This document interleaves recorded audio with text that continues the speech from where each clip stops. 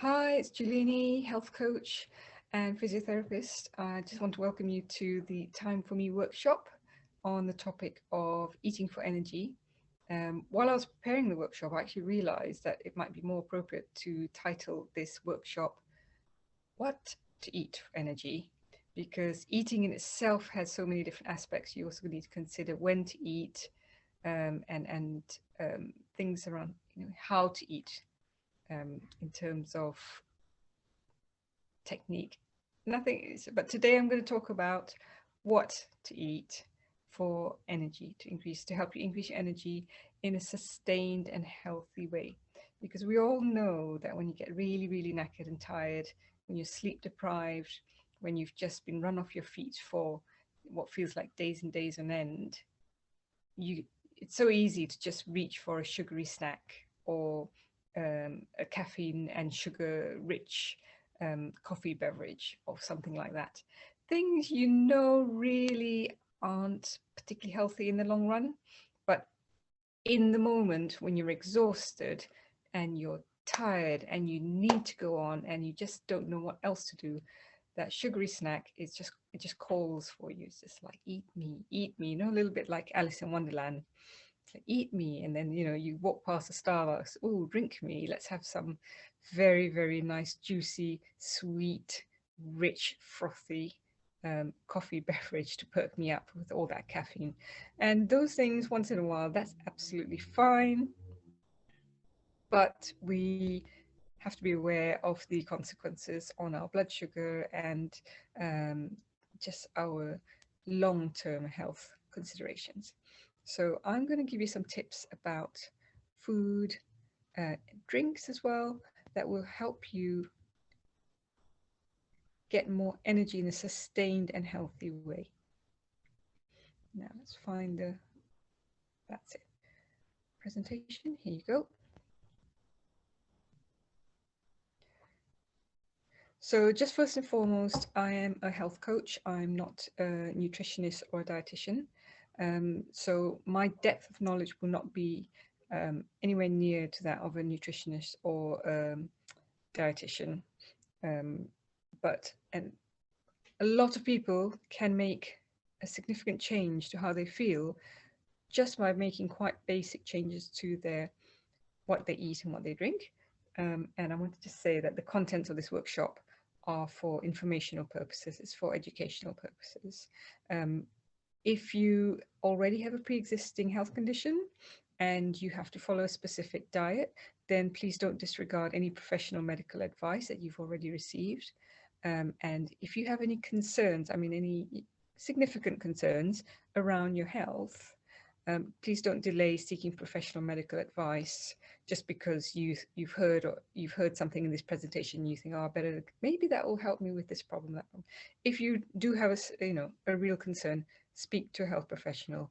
GP is always the best first port of call, but always, I understand, not always the easiest person to get hold of.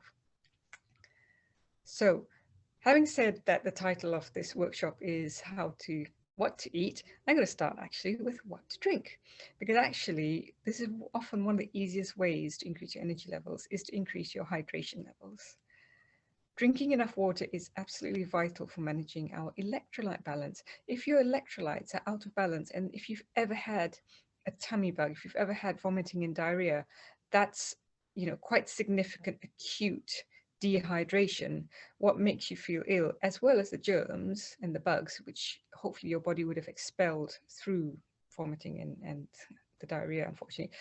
But actually what makes you really feel ill and very tired and flat for quite a while afterwards is the imbalance in your electrolytes, because all that expulsion gets rid of a lot of fluids, and as a result your electrolyte balance becomes very low. Your electrolyte levels become very low. Now, electrolytes are really, really important for all the biochemical reactions that take place in our body. Our nerves are made to conduct electricity. Thus, electrolytes are really important to ensure that our nerves and our brain and also our mitochondria, our little power battery cells in our energy makers in our cells, make energy. One thing that's also interesting to remember is that water and hydration also helps with things like the liver. Liver needs sufficient water levels to be able to break down glycogen. Glycogen is basically glucose or sugar from your blood that has been converted into a form that can be stored rather than the sugar flowing freely in your blood, which is not good in the long term.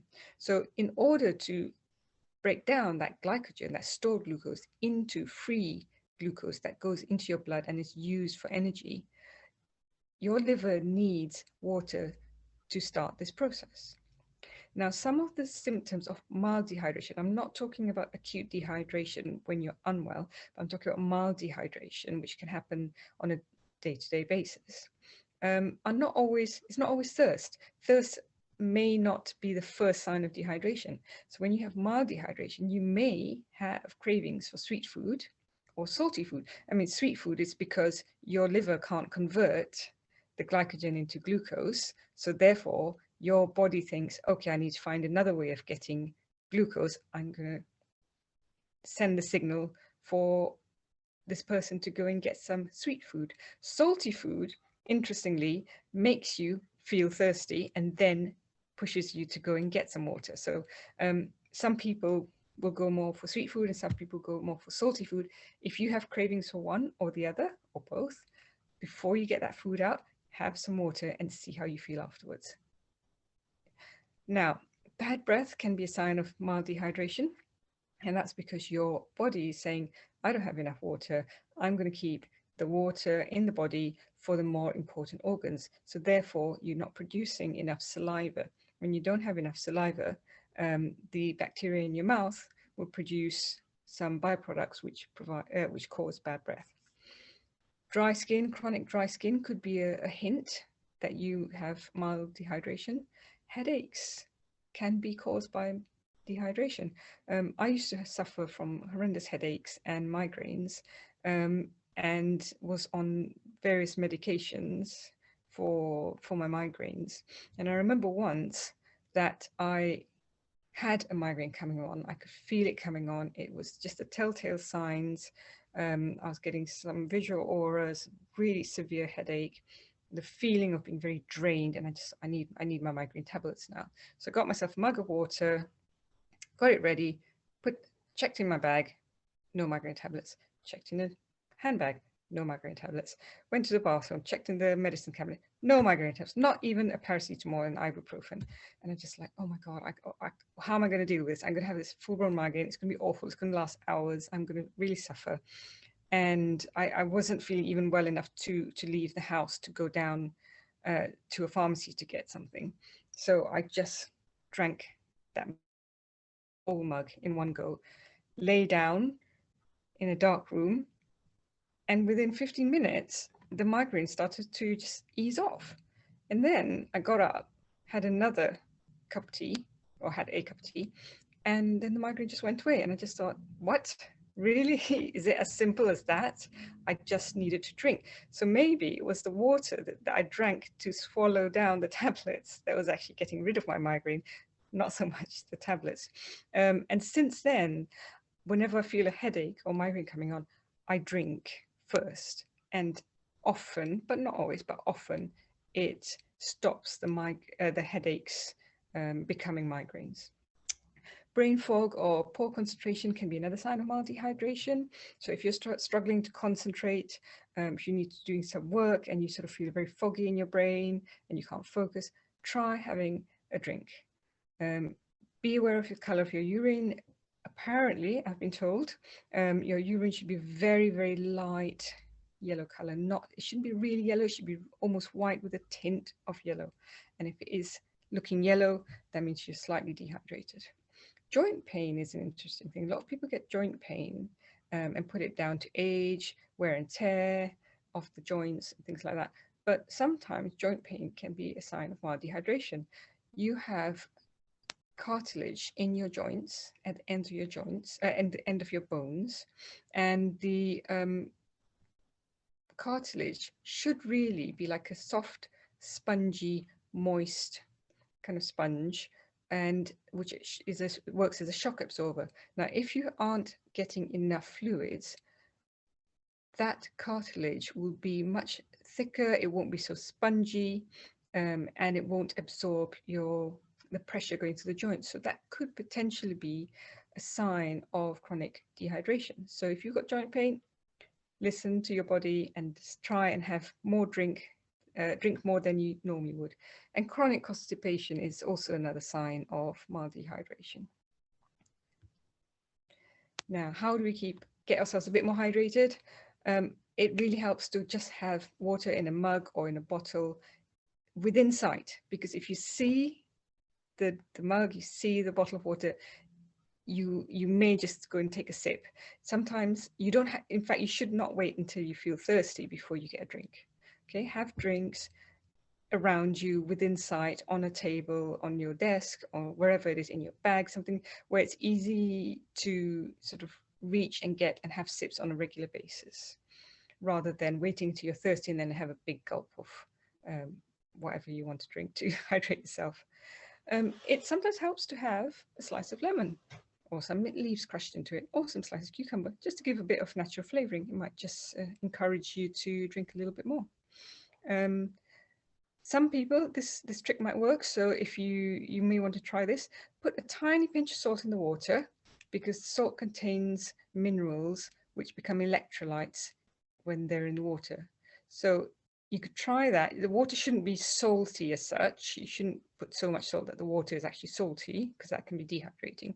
But just put a tiny bit of salt, so you can barely, it's basically a pinch or two of salt in a cup of water. Or you can buy these electrolyte mixtures similar to diarrhea, which people who have diarrhea are encouraged to have. But you can buy these vitamin mixtures which also contain electrolytes. So there is one that I have been using a lot during the lockdown.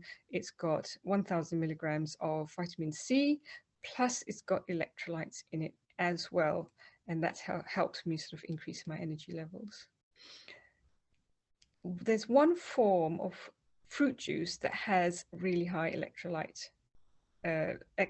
levels in it, which is coconut water. And coconut water, as long as it's fairly natural, I know you know it's hard, we can't get whole coconut in this country, in the UK, easily, but if you get the ones from the supermarkets in packaging, that can still give you some benefits of, first of all, you've got the water, the hydration, and secondly, you've got a bit more of the natural electrolytes in coconut water. But just check that the coconut water you're having is pure coconut water and does not have any added sugars, because quite a few of them have added sugars, which you really want to try and avoid.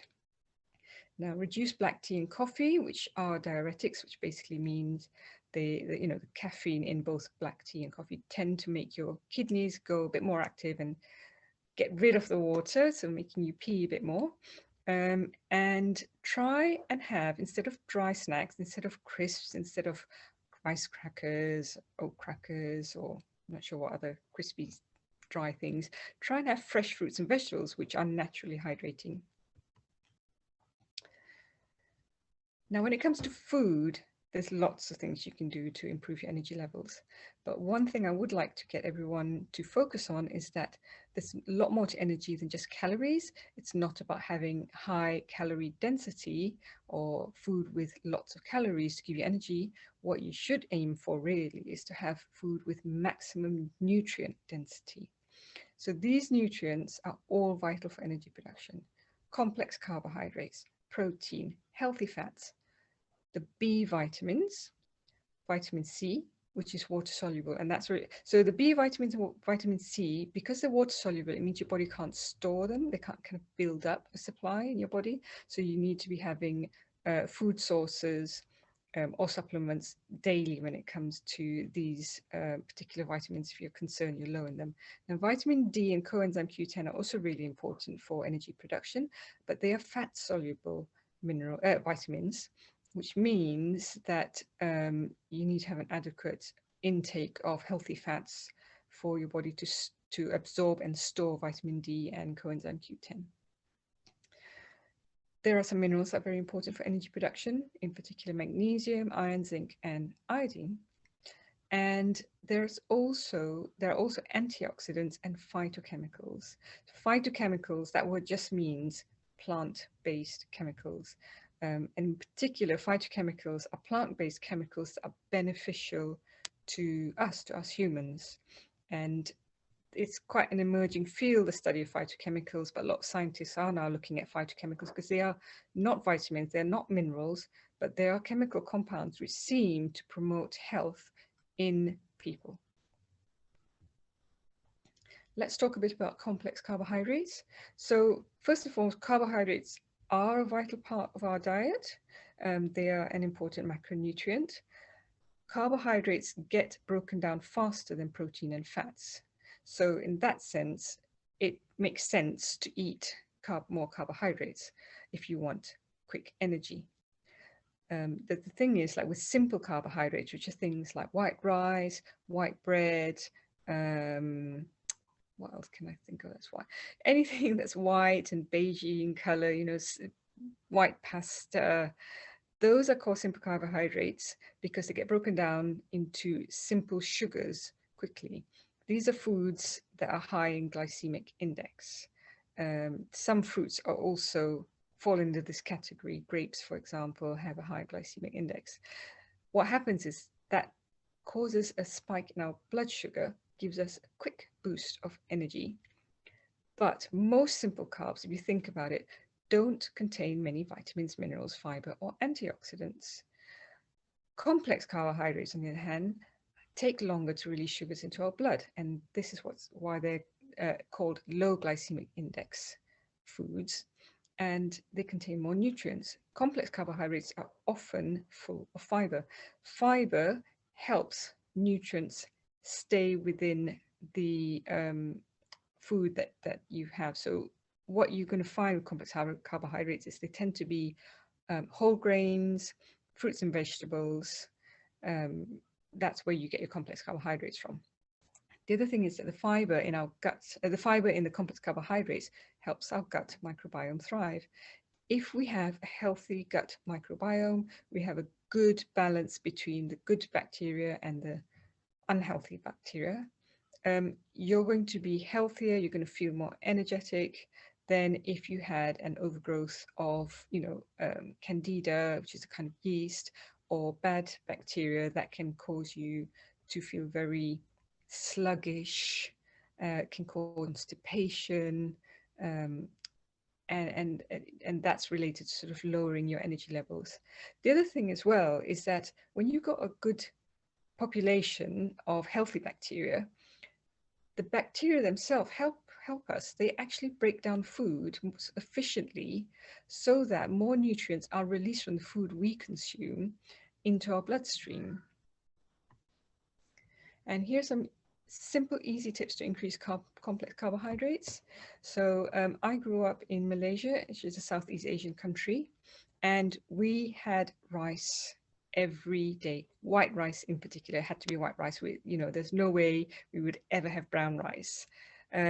On my journey to being healthier and trying to increase my energy levels, I read that complex carbohydrates are better in the long run. So I started eating brown rice. I find basmati brown rice to be the nicest in terms of flavor and texture. Also, you can replace white rice with quinoa, which is another kind of grain. Quinoa is known as a superfood, but it's basically a grain. It is a superfood in the sense that it has more nutrient density than, say, other grains like rice. Quinoa in particular is quite high in B vitamins and in the mineral magnesium, which are also very important for energy production. And more recently, I've tried cauliflower rice. It's basically a cauliflower chopped up, put in the blender, chopped into really tiny pieces, kind of has the texture of rice, and you just cook it, you saute it very gently over a low heat. I like it with a bit of onions, chopped up onions, and a sprinkle of herbs because it's quite bland on its own. And cauliflower contains sulforaphane, which is a compound from plants that helps with our detoxification in our body. And it also, interestingly, contains choline. Choline is is a compound that helps our brains produce acetylcholine. It's a neurotransmitter that's important for memory and learning and focus. So that was really interesting when I found out that cauliflower has choline as well. Now, instead of potatoes, well, not instead of potatoes, you can still have potatoes, nothing wrong with potatoes. Potatoes are fine, but keep the skin on because you got the extra fiber there. So it sort of reduces the rate that the carbohydrates in the potato flesh get released into your bloodstream. Or you could try replacing with sweet potatoes. Now, sweet potatoes are sweeter in a way they have more sugar content, but on the other hand, they have a lot more vitamin A, B, C, vitamin E, and then they also have some trace minerals called manganese and copper, which are used by our mitochondria to create energy. And they have more fiber than just normal potatoes. If you have a lot of pasta, you could consider trying having chickpea pasta or fresh, kind of, the fresh egg pasta as opposed to the dried pasta. Both contain more protein than typical dried wheat pasta. And instead of couscous, you could try a different whole grain. So couscous is actually wheat that's been processed quite considerably to make them into these little round balls. So it's quite different from the actual wheat grains that the plant originally made. But if you try pearl barley or spelt or teff, these are grains that are much more natural. They've been less processed, so therefore they contain more fiber, more protein, and more B vitamins for energy. Okay, let's talk about protein. Protein is really important because it gets broken down into amino acids. These amino acids are small little compounds that are needed for our muscles, our cartilage, bone, our skin, and very importantly, neurotransmitters. Neurotransmitters are not just in the brain, but all over the body, and they are an important chemical compound to make sure your nerves work properly. So if you do not have enough amino acids, your body cannot produce enough neurotransmitters. If you don't have enough neurotransmitters, it depends on which neurotransmitter. You can have issues like low mood, anxiety, lack of focus, memory problems. So this is why protein is really, really important. It's not just for building muscles. The other interesting thing to know is that protein, because it gets broken down by our body slower than carbs, so carbs will be broken down first and then protein. When your carbs have been digested and processed by your body and you've got the blood sugar, they will reach a point where the blood sugar will start coming down. Now, if you have protein with that carb, when the blood sugar starts coming down, your body can then use the protein, the amino acids for energy production. So then you don't get as much of a sugar crash after having some carbohydrates. So if you suffer from anxiety, if you notice you have these sugar crashes a certain period of time after having something with a lot of carbohydrates, something sweet, consider having something with protein with that carbs. You probably do need the carbs if you're really exhausted. You need that quick boost of energy, but have some protein with it. If you're going to have toast or bread, don't put jam on it, put some nut butter instead. If you're going to have a sweet fruit, have a handful of nuts with some, which is a form of protein as well, and see if that helps with your energy levels, and B, things like anxiety. On the whole, I think most of us can easily consider how to increase a percentage of protein that we get in our meals. I would say that breakfast is one meal that tends to be very light on protein. The Western kind of breakfast diet tends to be very, very heavy in carbs and sugar. So for breakfast, maybe you want to think about having eggs on a frequent basis, replacing jam with nut butters, pancakes you can make with, or muffins you can make with almond flour instead of traditional flour. The Great British Breakfast is actually quite high in protein. If you make smoothies, consider adding in protein powder or a couple of spoonfuls of nut butter to your smoothies and milkshakes, just to increase the protein. In terms of lunch and dinner, don't just think about increasing the percentage of protein, but think about the variety of sources of protein, because different food sources have different amino acids and different forms of protein. So increase the variety of, as well as percentage of protein as compared to, say, the carbs. Okay. So this is what I had a look at. Oh dear. When I did a recent supermarket shop, I thought, oh, I'm just curious. Let's have a look what the difference is between, different types of food. So this chickpea pasta compared to normal whole wheat pasta. Oh no, not whole wheat, just normal wheat pasta. The chickpea pasta, this is dry pasta even, it's not even fresh pasta, has 20 grams of protein per 100 grams and 14 grams of fiber, whereas wheat pasta has 5.2 grams of protein per 100 grams and only 1.4 grams of fiber. Recently, I was surprised to see in the supermarket, they have these Warburton's seeded protein bagels, and I have to say they were delicious. So if you're going to make a sandwich, see if you can find this in your local supermarket. It has 14.2 grams of protein per 100 grams and it has 5 grams of fiber.